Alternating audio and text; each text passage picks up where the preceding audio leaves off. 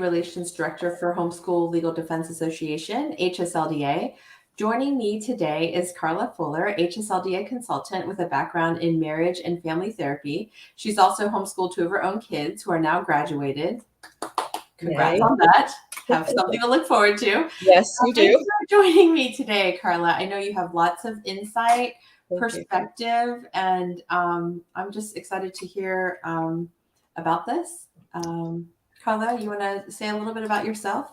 Yeah, thank you. I'm really grateful to be a part of this really important conversation. And I actually came to homeschooling as a result of my work in mental health, working with children and youth in upstate New York. And I participated in a teen call-in radio show. And it was an initiative that was started to prevent some of the mental health issues that a suicide hotline was hearing about in older children, and they wanted to work on prevention. And I came across a young woman who had been homeschooled. She was very calm, not so peer driven. And I became curious about where she went to school, and she mentioned homeschooling. And that was my introduction to this way of educating children, this way of living and being with children. So all these years later, here we are. That's amazing. I love to hear that. And we all have a different start to homeschooling. So, I mean, I guess that's just one thing I do want to mention is that you can be approaching it because, you've thought about it and you have consulted your spouse and you start in sort of like a very methodical way. Then there's other people like us. The pandemic happened and my husband, who was a never homeschooler, said, oh, we can try something else. And so, you know what I mean? We unplugged the Chromebooks and we started homeschooling in the fall of 2020. And so here we are 2 years later. I have really enjoyed it. Every day is different for sure. I see our Facebook friends are joining us now. So hello and welcome. We're so excited to be talking about this very important topic, which is, homeschooling, mental health, and the gifts that we are giving from that perspective, which I think is such an important one. And, we always want to talk about education, what are we doing for curriculum, and, what are we going to go on our next field trip? And really at the end of the day, you want to know that your kids are doing well mentally, that they're sleeping well, that they have that sort of balance, which is such a different thing. That's right. But, whether you're just thinking about homeschooling, everyone who is joining us today, we just want to say you have got this. Today is our first day of school, and I feel that same oh, I don't know, is this the right thing? I saw all the school buses go by, and I was like, was that a better idea? Have this whole struggle, oh, I don't know, But I just want to tell everyone that you have got this, and as the parent, caregiver to your child, you want what is best for your child, and you have to trust in that. So I'm sure Carla agrees with me. I just want to say you've got this, and we are here to help and encourage you. As I mentioned, my family just started homeschooling 2 years ago. I have a 14-year-old, a 10, and 8. So that's 9th, 5th, and 3rd grade this year. It's been a journey, and I'm going to, be really frank and honest today, as I always am. Right. And I just want to remind our Facebook friends to feel free to drop any questions in the chat, and hopefully we will be able to get to those very specifically. Right.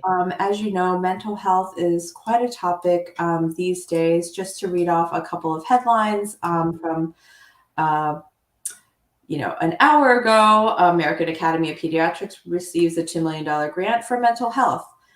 Here's another one. Parents, teachers advised to stay alert for mental health issues. Northwood Children's Shelter open shelter beds for mental health. So this is quite a top of mind topic. CBS News last night did a huge piece on mental health, what parents need to know. And so we really think that this is a timely topic and one that goes hand in hand with homeschooling as well. So that's right. I want to also mention, Sandra, that in light of, we've been hearing a lot about the CDC throughout the pandemic, and they just released a report in April that talked about this mental health crisis, and particularly as it pertains to young people. And so this is something that I think is on the minds of everyone right now, not just for young people, but since we are involved in education, particularly for us, for young people, it's important for us to talk about it. Absolutely. And so let's go ahead and jump right in. Like I Sure. said, Carla has quite a long background in this. I only know about myself and my kids, but I Right. will talk very frankly about that. So, Yeah. I've been reading obviously about some of the challenges for mental health, but, the kids who have been coming up during this very uncertain time, Yeah. of the pandemic and then, masking and all that sort of thing.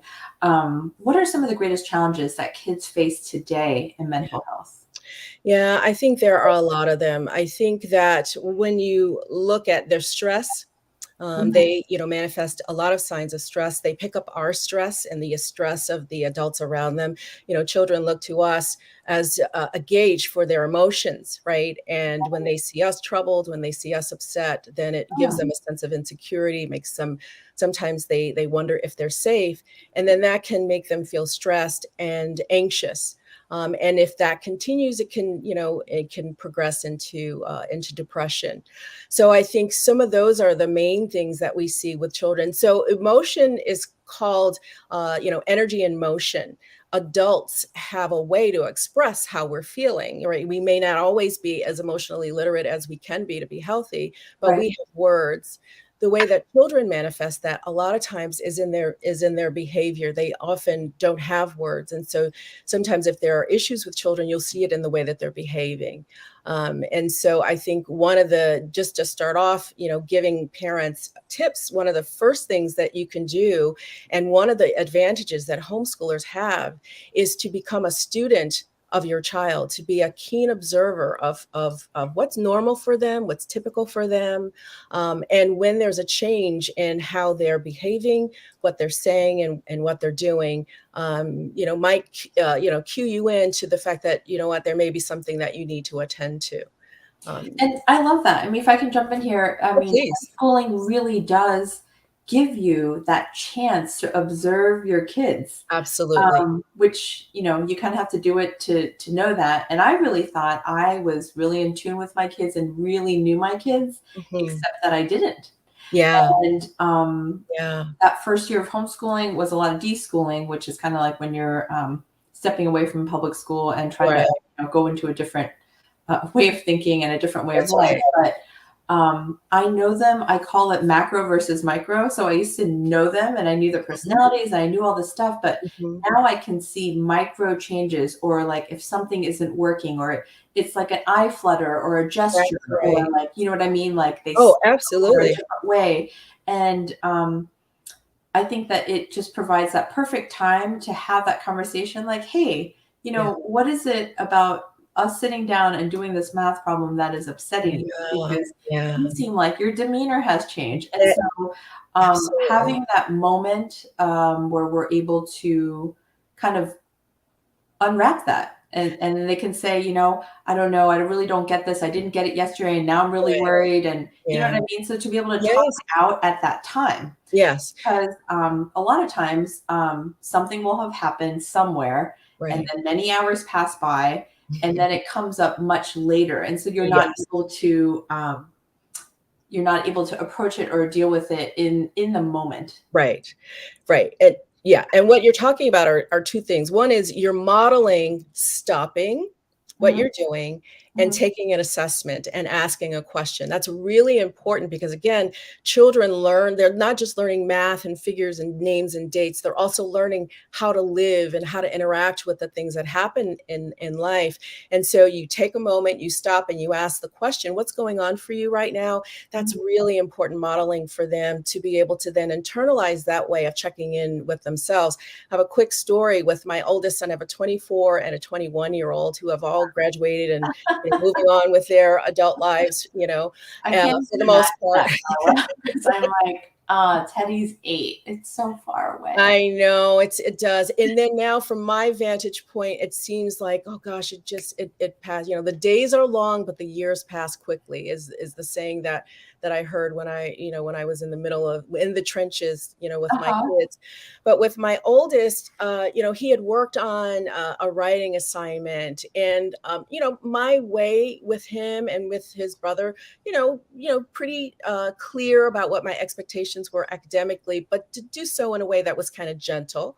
And Mhm. I was, talking about this paper, and his demeanor changed. And I Yeah. noticed. And so I stopped and I said, what's going on with you? He wanted me in that moment to be mom. When a kid comes home from school with a paper that they've written and a good grade or something, they want us to display it on the refrigerator. They want us to be proud. I was critiquing him.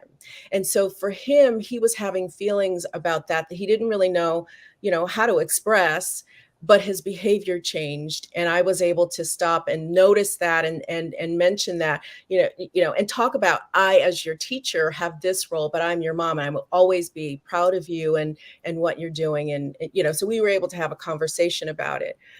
So I think that's really important. That's one of the first things I think that parents can do, no matter how they're educating their children. But particularly when you homeschool, because you see, when you teach someone anything, you learn them in a way that you just don't know necessarily, no matter how much you love and care about them. It just brings another dimension to your knowing of your children and who they are as people. Agreed, agreed. And a lot of it's fun stuff because you're gaining that knowledge with them. Right. Or if you're like me and you're like, let me go back to my dusty math file cabinet and let's try to work that problem out on my own. Because when you're trying to do it with them and then you're not coming up with the right answer, Yes. you're like, oh, yeah, that's just not the way. But it's also like you said, I guess what I'm learning here at the top of my third year is that at the end of the day, it's the relationship, right? Because Yes. when I go back to my why and why do I homeschool, it's Yes. because I want to have this very close and personal bond with my Mhm. children. Mhm. And where Mhm. does that come from? But I Mhm. also think from a mental health perspective, when they're able to feel safe, so they're Mhm. in a safe place Right. to get an answer wrong That's right. or to pronounce something. For us, we have this whole pronunciation thing, which I think is adorable. My son is 8. He's still a fairly new reader, Mhm. and he'll pronounce things, just the way it's spelled and not necessarily as the right way. But Yeah, phonetically, but yeah. So I'm like, can you say that word again? And he's like, cosmopolitan. uh-huh, I'm like, uh-huh. cosmopolitan. He's like, yeah, Right. that's what I said, cosmopolitan. Yeah, And, yeah. but, we're having a good time, but having that breathing space to be able to be themselves, to Mhm, make mistakes, I think mhm. these are all sort of strengthening things on the other side of the mental health coin, right? That's right. Is that they get to feel secure. They That's get right. to have, be confident. Mhm, They get to try to do things in a safe space, mhm, to make mhm. the mistakes and to That's go right. at their own pace. That's right. Yeah, one of the things that human beings ask themselves, right, is, who am I? Why am I here? What is my purpose? And Mhm. that's something that can be conveyed in the homeschool, relationship. They get to learn who I am. I am someone who is good at. I'm someone who's not so good at that. And to have a sense of identity and acceptance of the good and the bad parts, we all have that. And you started our time today by saying, you know what, I'm just going to be honest. That's so important, right? To be honest about, who we are, what our struggles are, and all that. And that's another thing that the homeschooling, relationship and time together, can do.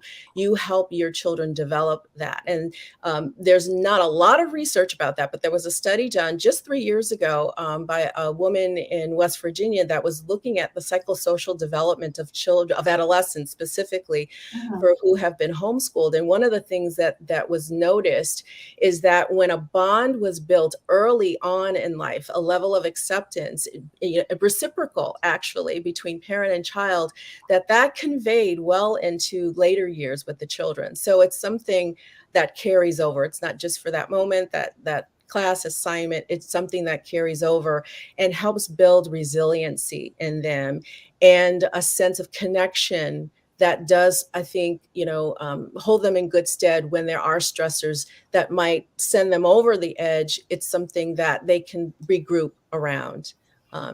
Yeah. Well, that's really comforting. And, sometimes, for me as a still fairly novice homeschooler, it's Mhm. I'm always like, oh, the academics, like, is this the right math? Is this the right math? Is this the right math? You I know, know, or, I know. it's just Yeah. so easy to just go right into that. But then, I guess one of the things I really want to mention, that is such a gift is their time outside. So Mhm, tons of studies have been shown. I can't even pick one out very specifically, but that outdoor time is such mhm, a refreshment for the mhm, mind, for the body mhm, on so many different levels. mhm, If you have access to nature or just being outside, mhm. it makes such a difference. And for my kids, I don't discount that time. Right. So, a friend of mine, Jenny Urich, does 1,000 hours outside. It's a free Mhm, program, and mhm, you can just go to 1,000hoursoutside.com and you can mhm, just print it off, and you just keep track of your hours that you're outside. But mhm. just the physical portion where they're able to exercise, where they're Yeah, able to interact with each other. For yeah. us, we have trampoline and swings, and so they're able to do that. And then outside they have a little basketball hoop that they shoot hoops. But Mhm. so many benefits of having that extra recess time. And at first I was like, no, come back inside, we have to do more math, pages 5 Yeah, to 51. But right. now what I realized, I guess being able to relax a little bit more, is that that part really is speaking into their mental health, right? That's right, that's right, yeah, and their capacity to then absorb the other things that are needed. I mean, I don't know, as an adult, if I'm really stressed out or, kinda tense, I'm reading, I have to read something over and over and over again. I'm just not absorbing it, I'm not reading it. Having time outside gives them a chance to participate in something that's a little, move to the rhythm of something that's outside of themselves, right? It causes them to detach a little bit from the task or from screens or from things along those lines, and just be. That time to be is something that's really important for young people, so that there isn't so much. Adolescents, I think, struggle with this a little bit more. Who am I? But when they've had time to do that, to spend time in nature, to work on hobbies, to see the things that they're good at. They struggle a little less than with that. And when they do, like I said, they come back to center a little bit more easily. They're more resilient. So yeah, time outside is very important. Oh, I'm sorry. Did you Oh, have no, no, no, you have a no. Yeah, question? I was just agreeing with you. Yep, time outside is so important. And for me, I have a wiggly 8-year-old boy. So, Mhm, I'm like, okay, in exactly 12 minutes, and you watch this countdown going down, and mhm, you can go outside. And so, having those like short breaks, or sometimes we'll hop out of our seat and we'll do like 50 jumping jacks, whoever can get there first. that's right. So, Yeah, that yeah, for me gets to complete my little pedometer thing. And then for him, it gets him to focus. So, that's whatever it takes. And I really feel like that's a homeschooling gift, that we it can have is. the time to stop to like do the jumping jacks, you know, Yeah, that's to, I don't like to do the push-ups, but sometimes like we have a push-up challenge, which is also funny because yeah, I think it's yeah. funny that mommy can't do them. I think well, and I think it's, you do wanna build some boundaries into the day, but homeschooling is sort of organic. It spreads into, to different aspects of family living. And one of the other benefits and gifts, as you call them, I like that term, of homeschooling, is that you can take those 10 or 15 minutes, or however you need to address that, and then you can tack them on later. So, the school bell doesn't ring at 3 o'clock so that your children have to be done with something. There are ways that you can still get all of those things accomplished. I think that's really important. What you have is the benefit of time, and we all get the same 24 hours, but we can use them in a way that benefits us and benefits our children, and that's a really important benefit of homeschooling. Absolutely. And I mean, let's just talk about the proximity to parents. I feel I Mm, didn't realize that I had the anxiety when they were gone, because I mhm, always had this wonder, like, where are they now? Or even if I knew mhm, their schedule, but now I know where they are. mhm. Yep. In the And other room. right. And just finding that rest in that. And I think Yes. children feel comfortable being near their parents. And it sounds Yes. really funny to point that out. But let me just go ahead and say, yes, everyone feels more relaxed and comfortable. They Yeah. do, they do. We've always been taught, everyone has had some, information about psychology, right? And child development. And everyone has been told how important peer relationships are to development. The big question everyone asks about homeschooling is socialization, right?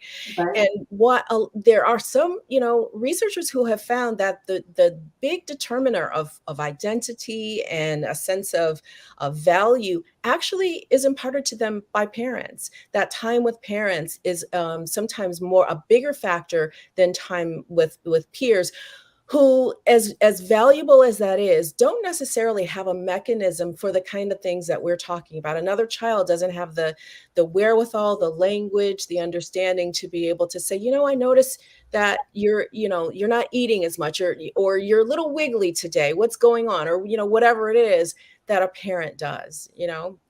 So I think that time with parents is really, really important.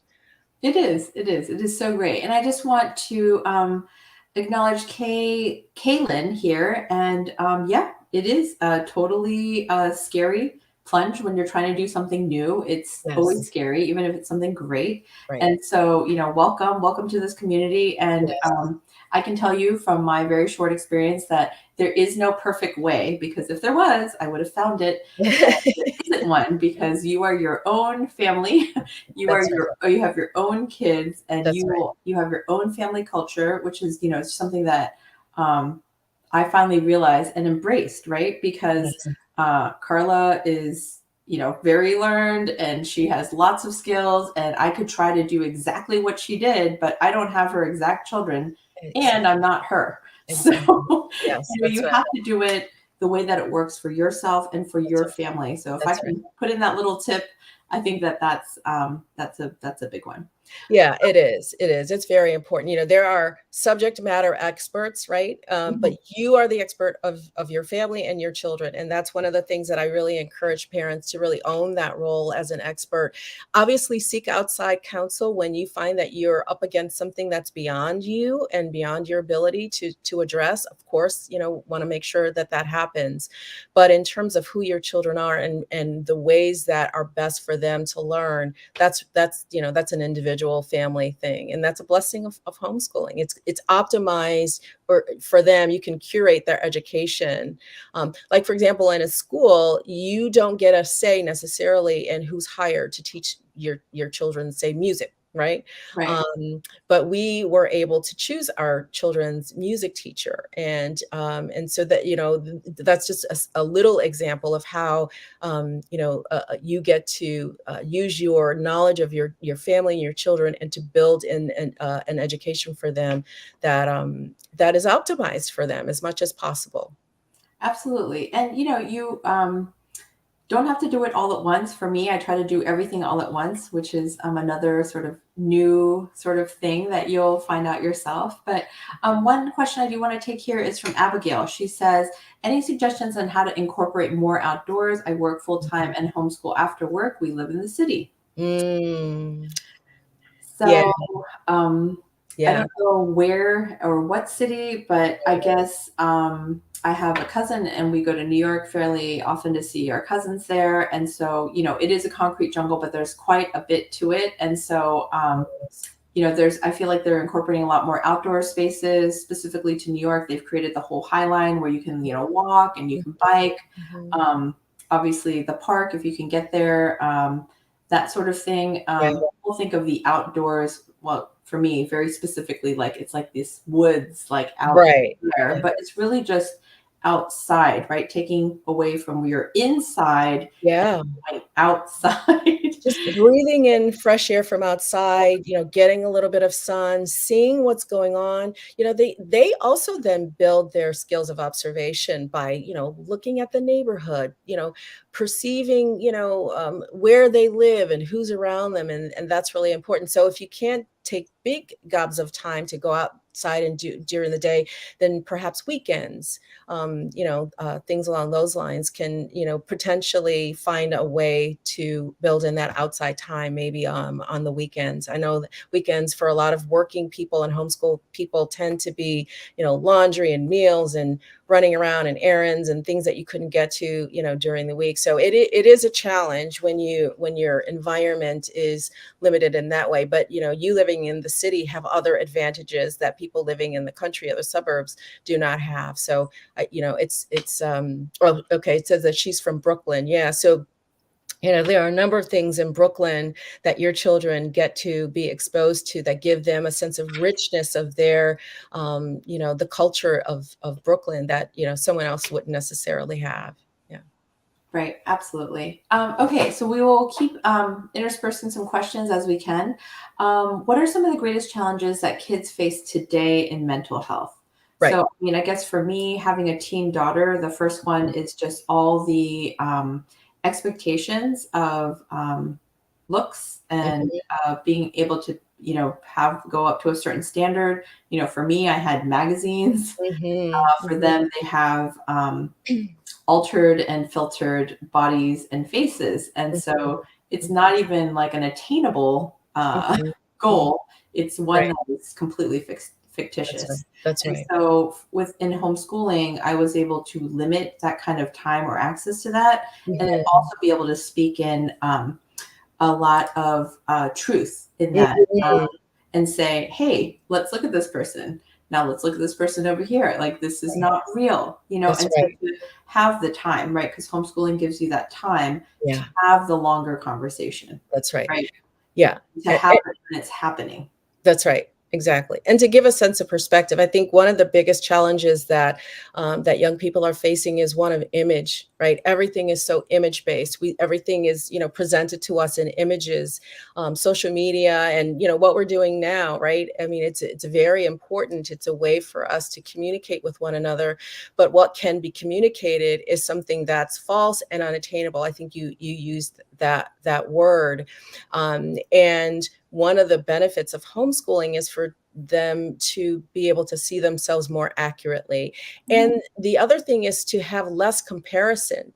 When a child is in a more traditional learning environment, they're constantly being compared to each other, even if they're not literally, people are not pointing it out. Sometimes they do, but they're looking at other people and finding if they measure up or not. And Mhm. what one of the things that social media does is everything is wonderfully presented and staged in such a way that none of us, adults or young people, can measure up to.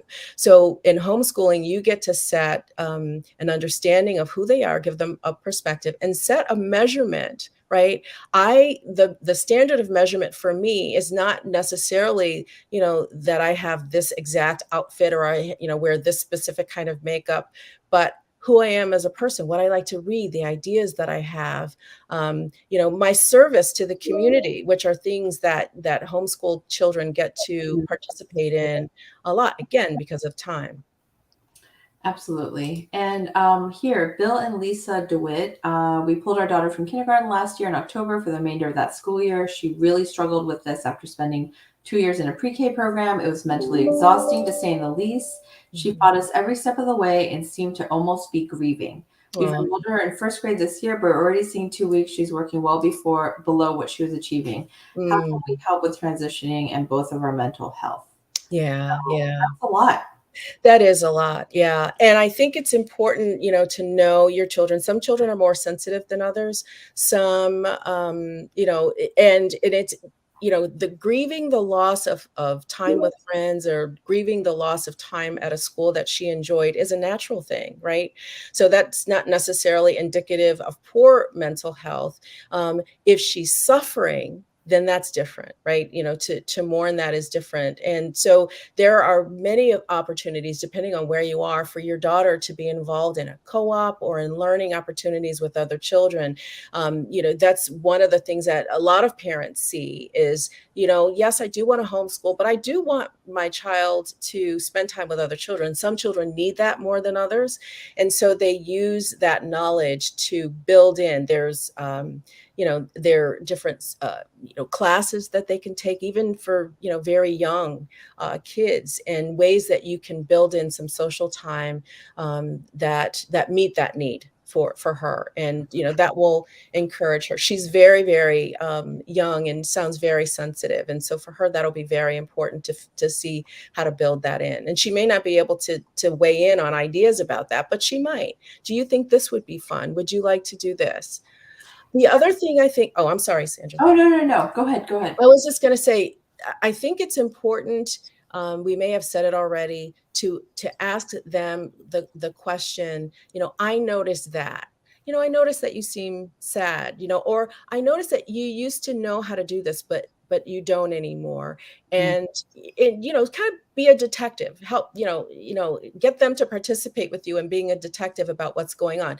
The other thing I will say about cognitive development and also achievement in school is that it's not linear. It doesn't go up with grades. Sometimes in different subjects, you'll have a spike in aptitude in certain areas, and then there'll be a drop off sometimes. And so you have to look at that over the long haul. And that's one Mhm. of the other things that homeschooling gives you the advantage is of being able to address those things, see them in a longer context, and then build in any remediation that you need. There's always time, especially with someone as young as your daughter.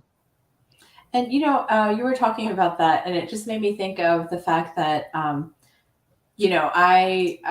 love and hug my kids, and that gets to happen all day long in sort of a Mhm. natural way, right? Because I'm working from home, so I'm sitting here, and then they'll come by and like give me a hug, and I feel like that the physical touch part with my children and just letting them feel okay about things, Mhm.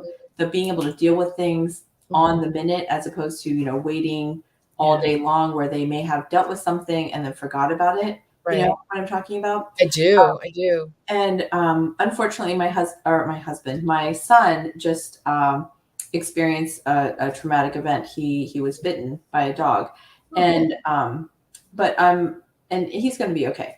But Mhm. the point is that we're able to be there, so like we can talk through like these are not all dogs. It was That's just this right. dog. It was a one time thing. Like Yeah. as Yeah. opposed to like it happened and now he has to be out there. So I was just thinking, I always try to look on the bright side. And I was Yeah. like, what is the positive to this? But That's the right. positive Yeah. is that we are there and that Yeah. we can talk through it, and that Absolutely. when he has these thoughts, we're able to be there. But Yes. talking about this, we're really watching him, right? Mhm. Like, is he sleeping okay?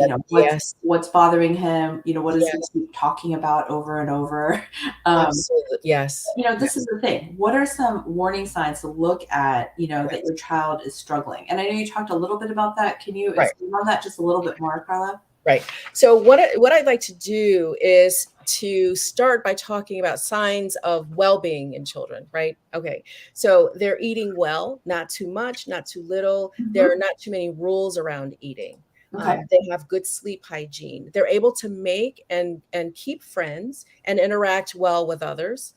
They have a balanced opinion of themselves and others. I'm good at some things. I'm not so good at other things, but I still have value, and so do other people. There's a general optimism about life and about their plans for the future. Even young kids, they feel safe. They're able to go, they're able to do, they're able to be without being overly concerned about Mm. things or overly focused on what if.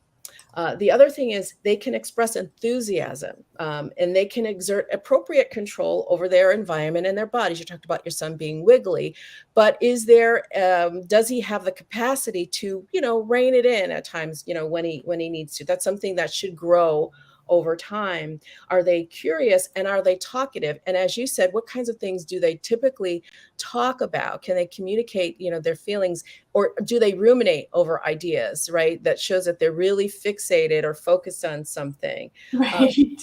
right, exactly. Yeah. Usually Are it's they, I'm basketball. sorry, please go ahead. Huh? Usually it's my son, and I'm like, can we talk about something Something other other than than basketball?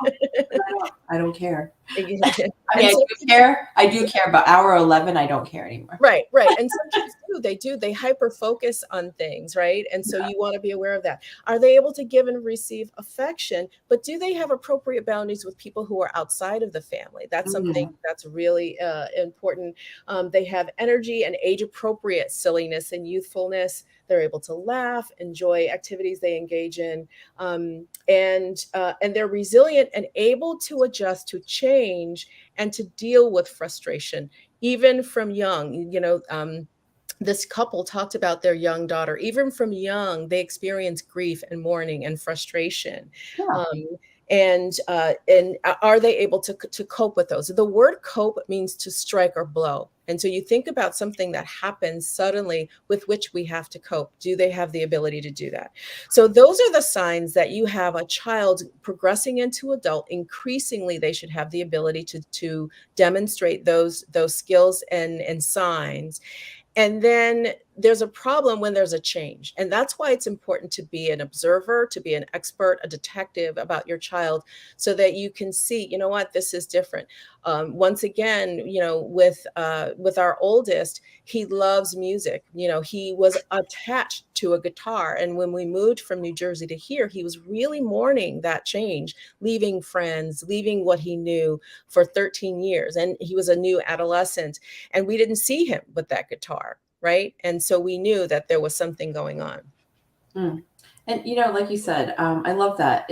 I'm a detective about my child, and so I have one that obviously attended public school, and she mourns the loss of that. And I don't bury it. I say it's different. We're deciding to do something differently, and what would you like to do? And so I think it's very odd for her to have the choice of picking the science. Are we going to do junior anatomy? Are we going to do physical science? Are you going to do earth science? Are you interested in, that sort of thing? And so I put the books out and I said, you guys can look at this. You can decide. And it was just like a very bizarre idea concept for them.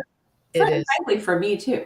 But they're in the younger years. It's really about exposure and fun. So making science fun and things like that. And then she picked and I said, okay. And I said, what would you like our homeschool to be like? And so she said, I want it to be orderly. She wants to know exactly what's going to happen, exactly what she needs to do. And that is not who I am. Okay. I want her to have a good experience. And so I made it more that way. And then I keep talking about it. Is this good? Is this different than last year? How do you like this? Yes or no? So it's like we're able to constantly adjust because I'm not adjusting for many kids. I'm adjusting for one. Right. And then And it is constant. You used a really good word. It's constant. Is a constant. I mean, we're talking about hyper focusing, and now we're describing being hyper focused on our children, and it can be exhausting. And so the same things that we're talking about that apply to our children, I think it's really important to apply to ourselves. To take time out, to take time to rest in whatever way rest comes. Right. It doesn't necessarily mean a big vacation. To give yourself time to restore, so that you can be creative with your children when you come up, with some of these solutions. The other thing that you talked about is one of the things that also happens in closeness, as you're homeschooling, is a way of relating with our children that may be very different from the way that we grew up. There is an autonomy that we offer our children that's really a good predictor of mental health down the road, a good sense of identity. It's very important for them to know how to make decisions and how to live with the consequences of decisions, how to make things work. If you thought this was going to work, it's not quite fitting. How do we make adjustments?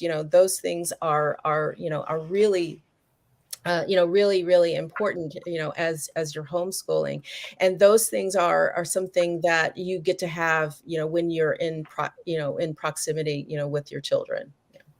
Right. And, I think it's good at first I was like, oh no, this is not good. I'm not exhibiting that like perfect behavior because they're with us all day long. So they get to see you behave not perfectly. Oh, yeah. And you know what? It's like when those moments happen, which they do, Yes, and they do. I'm able to actually sit them all down. Right. And then I apologize for my behavior. And I say, Yes. I'm very sorry. I apologize to each kid separately. Yes. Mortifying. But I Yes. do it. And Oh, then I say, I'm really sorry. And I cannot promise that this won't happen again, but that was inappropriate. And I'm yes. sorry about that. Mommy felt very emotional. And Right. so I guess, what I'm saying is a lot of people that I know, they're like, I can't homeschool. I yell at my kids too much, or I feel Right, frustrated. And right. guess what? So do we. So Yes, do we. that's right. But that's because we're human. And That's right. so it's how you deal with it after and how Yeah, you try to adjust and pivot your behavior, right? Because your kids, yeah, whether you want them to watch you or not, um, they eat the way you eat. They yeah. like your same snacks. Right, right. Because there's only so much that you can hide You chocolate are. in the closet, but they find your stash. That's right. Yeah, But all those things. yeah, that's right.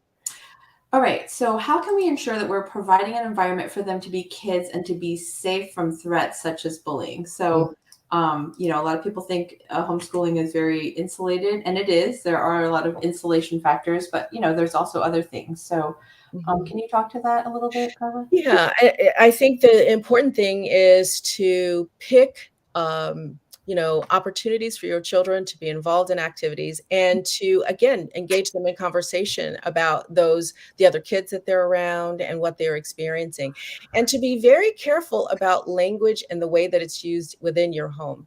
I think that one of the things that can sometimes happen in the homeschooling relationship is because there sometimes is not accountability because there aren't outside eyes looking, that there can be things said and done that maybe you wouldn't necessarily. There can be you take liberties where maybe you wouldn't necessarily otherwise. And so I think that it's important to make sure that whatever communication happens, that it's positive and it's life-giving. And when you make mistakes, because we're all human, right? Then you demonstrate the ability to say, you know what, I'm sorry, I was wrong. The very things that make homeschooling a wonderful way of living and just very fulfilling are also things that can be very, very stressful if you look at the other side of it. But it still provides a mechanism for you to work through those things. So in terms of bullying, you want to monitor, same with anyone, you want to monitor time on social media, you want to monitor time with electronics. And you also, again, want to build in conversation and help them to know that other people have boundaries, not just physical boundaries, but emotional boundaries. And there are things that we shouldn't necessarily say to one another. It doesn't always feel good, to help them build a sense of empathy for other people. Those things always begin in families. Whether your children are educated within your home or outside, the family is the first place where you learn those things. And so I think, homeschool families just have more opportunity and more time to discuss and to work through. I love that. What are some of the ways we can help our children overcome issues like bullying? They could be cyberbullied and things like that. And if I can just interject here, obviously, being home, you have more time to be able to monitor them. You know what they're looking at. You know what their access is to things. And for us, we very specifically have certain parameters that are okay and not okay, and then we discuss things before they happen Mhm, because we don't do a ton of screen time, but we do look at YouTube videos mhm, for some of our extras. We follow a couple that travel throughout the world, and we mhm. add that onto our geography stuff. But just being able to know how to interact on that level, I think, is such an important thing. Yeah, I think that's really important. I think one of the things that I hear more from parents who have removed their children from the public school is that there were issues of bullying, and sometimes that's one of the reasons, like when the pandemic happened, parents noticed, you know what, my kid's doing really well emotionally. They're not having the anxiety or the sleep or the eating issues they were having before because there was bullying. So I think that's something that a lot of parents have noticed, and it's really important to allow them to talk about it. Again, their emotions are there, it's energy, and that's being stored in their body, and it goes somewhere. It doesn't dissipate. It goes in, and it either affects the way that they think about themselves or think about the world. They can become angry and resentful. And so, even if they're removed from a situation where bullying happened, it's important to acknowledge that it happened, that it was hurtful, that it speaks to the person who did the bullying, but it also speaks to you because now this is part of your story. And there's a lot of telling truth telling. What bullying says is that you're not valued, you're not a good person, there's something about you that makes you wrong somehow. Not that you did something wrong, but makes you wrong. And so I think the task in that moment is to build in a ton of opportunities for the child to reprogram the way that they're thinking about themselves. I think that's one of the main issues with bullying, is what it does to self-image. And then they get angry, and they either turn that anger in on themselves, or they then in turn that anger then out on others. And I think we've seen a lot of how that manifests itself, and it's devastating. It's very, very sad. You think about one of the main things that someone can do is take you seriously, and when someone's not doing that, it really does affect the way that you think about yourself. So the task for a parent is to notice, to talk, to build in opportunities for healing, and if need be, to talk to someone, to talk to a professional, and have your children work through that with someone where they feel safe doing so. Absolutely. And I guess, if you feel overwhelmed by some, sorry about the sneeze, something that your child That is time of year. you need to find a professional that can help you, because That's right. it might be something beyond your capacity. And so I think that's something that Carla and I think is very important. That's right. Noticing is one thing, but Right. sometimes things can go beyond the That's capacity. that's right. Um, I guess another thing I want to mention is that there's a lot of questions in the comments about curriculum, Oh, about state laws, oh, about just all sorts of different things. And I do want to mention that HSLDA has done a series of webinars with experts on these topics. It's if you go to www.hslda.org/webinars, you can go and listen or watch. We have about probably 50 plus at this point. So that should be able to cover a lot of these questions that are coming up in these comments. But today, as we're talking about mental health, to go back to the caregiver or the person that is administering the homeschool, I think we mentioned this a little bit on the front end, but if you are not okay, then your homeschool is probably not going to be okay. Just take a that's wild right. gander here. And I think for me, it was very overwhelming, to start sort of in a way that was not the way that I would have wanted to start. You know what I mean? And so, Yeah, sure. and then during the pandemic, it was even more difficult because there weren't places to really plug in, because nobody really wanted to get together. Right. Um, and so I think I struggled a lot as a parent, as a teacher, multiple different ways. Mhm.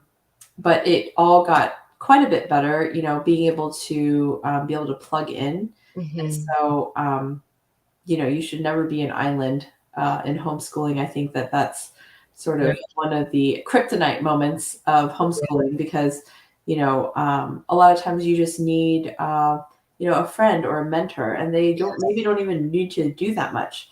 Right. Maybe if you're far away and you can't really see people in person, I follow a couple of bloggers and Instagram Mhm. people that like just put up memes like, "Hey, mom, you're doing a great job." And that Absolutely. is encouraging to me. Or I'm Absolutely. in, Facebook groups where it's fairly Yes. anonymous, but people will mention like, "Oh, I'm having trouble with this," and then people will say, "Hey, it's okay. This is totally normal." Yeah. So just having that community, I think, for the person who is providing Right.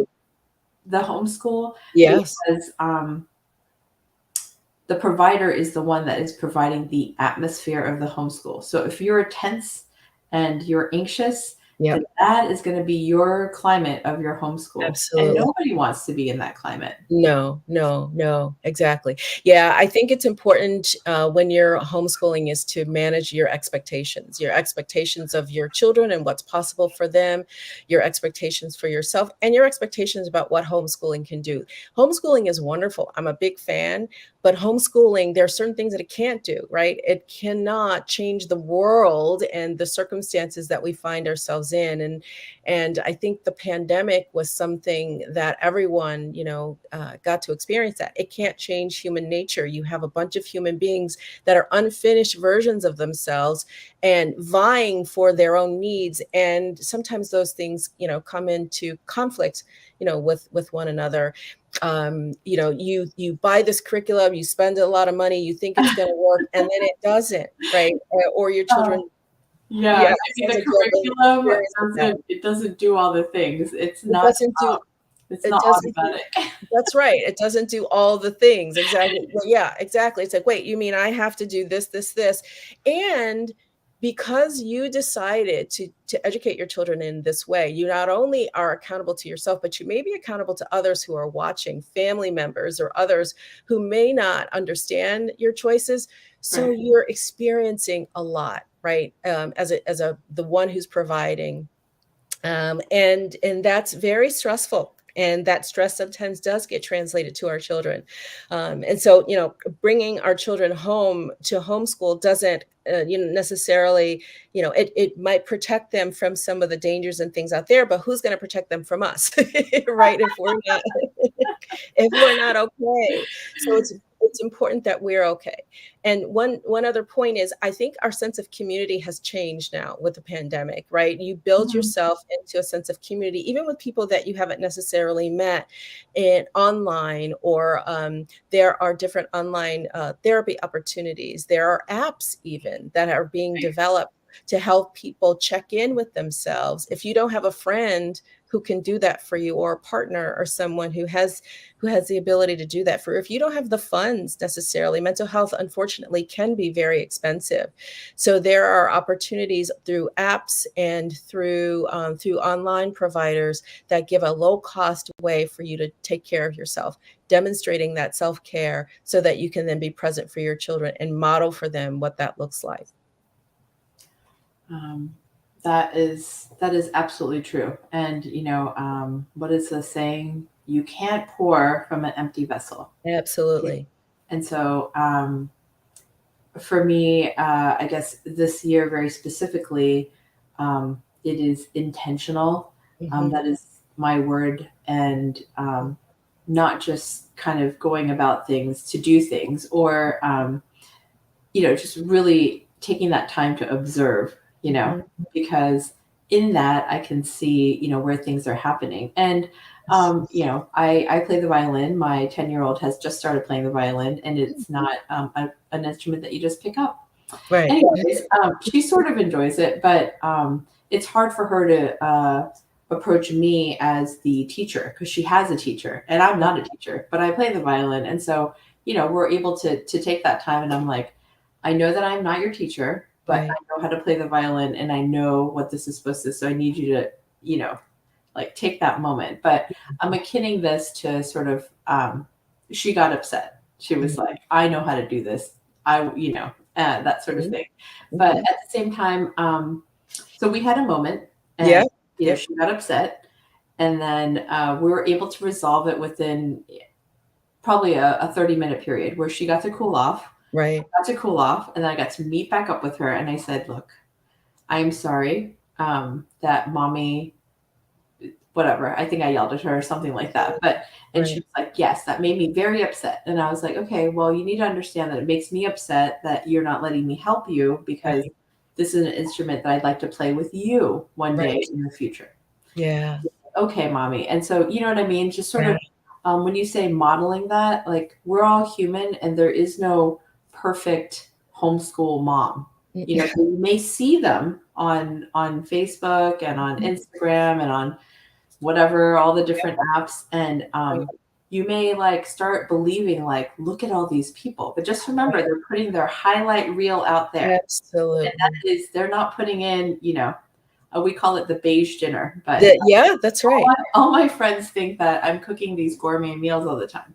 But yeah, sometimes I'm not there. And, they Right. have, like, dino nuggets, That's right. box macaroni and cheese. Yes. What are Yes. these beige things? We call it the beige dinner. But just know that the truth of homeschooling is that you are pouring your truth, your family culture, and Yes. then that you're modeling that behavior the best that you can. That's right. And your children are looking to you because you are the parent, the caretaker of them. And Mhm. so give yourself grace. I That's would say right. that. That's what That's people always tell me, and I it's didn't. true. You should. Um, and if you are stressed, one of the beautiful things about homeschooling is that you can take the rest of that day off. Yeah, Guess what? Math wasn't working. The that's science right. experiment like messed up your table. That's right. Lunch got burned. Like, you know what I Right, mean? It just sometimes it turns into one thing is another thing is another thing. Well, right. guess what? You can stop. You can just tell the kids, like, hey, you guys can take a break in your room and listen to some music, or Yeah, you guys can listen to an audiobook, or if you right. really feel like making mommy smile, you can read a book. But we Yeah, all just need to like go apart and we can come together later. yeah, Yeah, sink full of dishes. That would be another, stressor for me. And then um, for me, I was able to finally figure out what my stressors were, which is right. waking up to a night, not a tidy house, Mhm. because I just felt like I didn't know where to start from. Sure, sure. So for me, my children are supposed to help, but even if they don't, like Mhm. I'm able to go downstairs and I know that we're starting from somewhere, Right. and so Yes. find out what your stressors are and then try to approach those so that you will not be stressed, whatever that may be. Yeah, Maybe that's a food thing. Maybe you don't want to prepare food, so you spend a little money on that. For right. me, rotisserie chicken is my best friend. I make that rotisserie chicken, it becomes fajitas, it becomes a casserole, it becomes all Right. sorts of things. That's right. But it doesn't have to be fancy. And Yeah, at the end of the day, it goes back to relationship. yeah, And I think that's what Carla's been saying from the top to now, which right. is that homeschool is creating the environment to make that relationship grow. That's right. Yeah. Yeah, I think you mentioned knowing what your why is, it's like, "Why am I doing this?" It's important to keep that in mind, particularly when those bad days come, and they will come more than you would like them to come, or more than you may admit to a lot of people. There are bad days, but it's also important to know where you're headed. What is your end point? How will you know that this has been successful? For some people, homeschooling is a way of life. They are committed to it for a number of reasons, and it does not matter what happens or how ugly the moments get, they're going to do it, right? Um, Right. and then there are some people for whom this is an experiment, or it's something, we'll try this. At the end of that experiment, or at the end of that time, what do you want to be able to say about that experience? What do you want to be able to say? And then what do you want your children to be able to say about the way they were educated? That's a huge part of their life. Mm. Is it's their most formative years, and the years that determine pretty much, a lot of what comes later. And what do you want to be true about them, and what do you want to be able to say about, how you got through that? That's really important. For us, one of the things that was important is that, we continue to have a good relationship with them, even in spite of those ugly moments. Love covers over a multitude of sins, and we found that to be true in our home. We still talk a lot, we still have a good relationship. Our two sons, even as adults, are extremely close, to one another. Mm. That's a That was huge goal of mine. yeah, that's something that, when the little skirmishes happen, you wonder, like, "Oh my goodness, are they gonna, be enemies for the rest of their lives?" Right. They, as boys, had those skirmishes, but they are extremely close to one another right now. And so that was something that we wanted. I actually, even at one point, wrote down, you can't always control for outcome. Even different things will be true for each of your children, even though that they were raised in the same whole home with the same parents and the same, sometimes you can even use the same, curricula, and you have, a different outcome. But we wrote down what we wanted, what our wish list was for this adventure with our boys. And for the most part, everything that we wrote down, every intention that we set for homeschooling was met. And we're grateful for that. They are unfinished. Your children will leave your home with work still to be done, emotionally and academically. But there are other things that are built in that help them, that hold them in good stead as they go through the rest of their lives. Well, I can't say enough things, but I just want to encourage everyone who's here on this homeschooling journey, or if you're just thinking about it, We obviously have a lot of free resources here, hslda.org/get started. In addition to our website resources, I do want to let you know that HSLDA members have access to a great legal team who can help you understand your state laws. We have forms for every state, navigate any paperwork that's required. We also have educational consultants like Carla and others to help you answer questions you have about teaching your kids at home and having fun while you're doing it. Mhm. And our consultants specialize in helping member parents who have questions about homeschooling. You might have a child with learning differences, who have dealt with bullying or trauma. HSLD educational consultants are also homeschool moms who specialize in pre-K all the way through the 12th grade. And they're here to help you tackle your challenges, whether it's finding a math curriculum, whether it's helping your child adjust. We're here to help you. So if you consider joining, it's www.hslda.org/join. And thank you so much, Carla. I love having this conversation Yes, as always. And yes. I hope that our viewers here today feel encouraged Yeah, and feel heartened to go and do the work. But that's right. the curriculum won't do it. You have to do it. That's right. And that's okay, you know. And if it doesn't work out that day, go get an ice cream cone. I do that fairly often. It's fairly inexpensive. You do leave your home. You do get fresh air. It That's does right. involve sugar, but at the end of the day, it's a sweet end, and that's what we want. Boost you sometimes need. Yeah, yeah. It's $1.89. I know. I had one today. Thanks a lot. Thank you so much. I really appreciate being here with you.